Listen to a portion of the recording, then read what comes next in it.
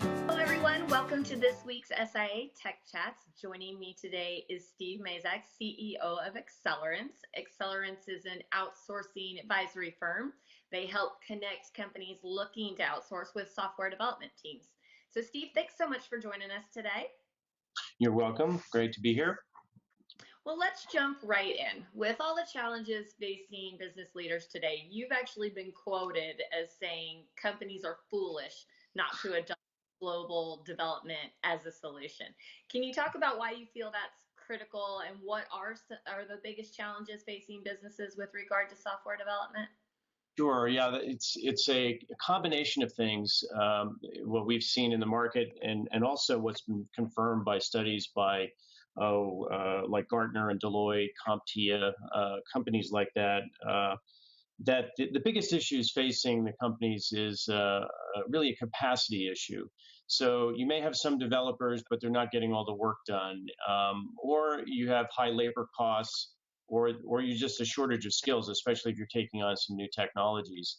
So with the capacity issue, it's like you have a backlog of features, apps, even initiatives that you can't get started. So if you're facing capacity issues, the next thing, of course, is to hire more developers. What's the problem? Well, except now you get to the next problem of the shortage of software development talent here in the United States. So then it's time to look offshore, and it boils down to a story of a supply side story. With the shortage of talent, the costs are going up. So not only that, but you have to have the amenities of a Googleplex in order to attract talent into your company and create the right environment for the developers to work. So that's the challenge. It's great for developers, but not so good for companies who need to get the job done. So then what's the solution? How can companies increase productivity and speed to market?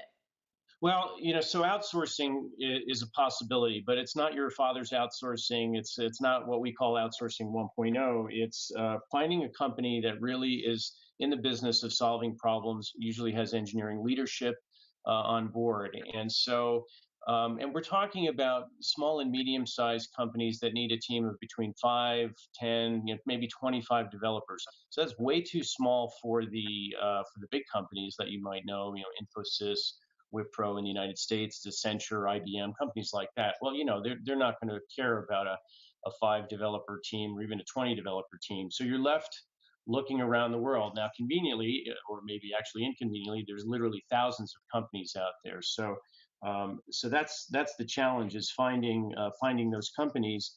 And consequently, it's been a challenge even for companies, for businesses that need outsourcing, to find companies quickly. In fact, clients tell us it takes 4 to 6 months to really do the process correctly, of finding companies, creating a short list, listening to their pitches, maybe even going and visiting to confirm that they have the skills that you need. And so that's been a huge challenge. So go ahead. Well, so outsourcing has not become, it's almost gotten a bad name because it seems too difficult to do. And many people have memories of trying to outsource before. And in outsourcing 1.0, the real motivation, 10, 15 years ago, was cost savings. And as software engineers, we know, outsourcing just to save money didn't always work so well. Well, now, as you kind of touched on it, but global outsourcing is not always the most popular model for Right. a number of reasons. But what would you say to the skeptics?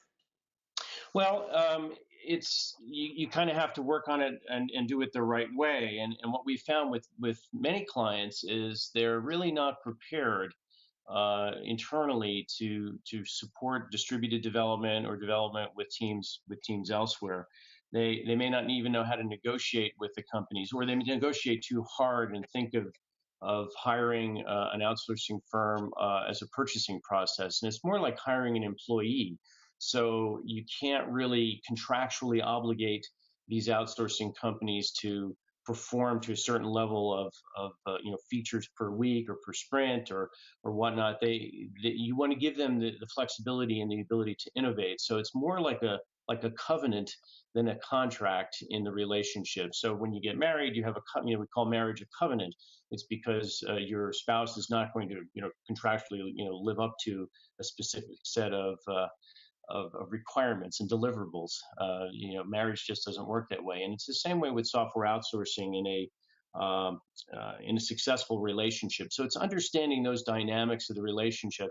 Also, I'd say that many people think outsourcing means hiring developers in India, and that's not necessarily true either. And we have great partners in India, and you can get that extended workday from here in North America. But there's many, many other countries around the world that have developers. So even understanding what the options are can be daunting to an American company.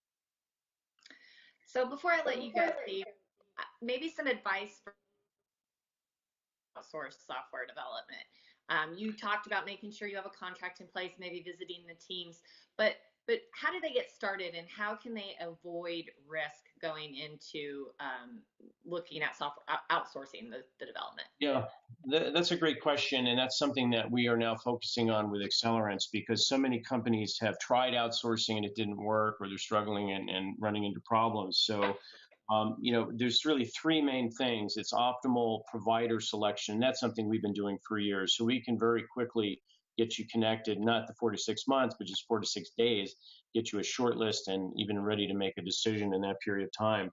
The second is internal preparedness, making sure that your team is aware of the issues, the risks, and have the right things in place to mitigate those risks, which is really the third thing.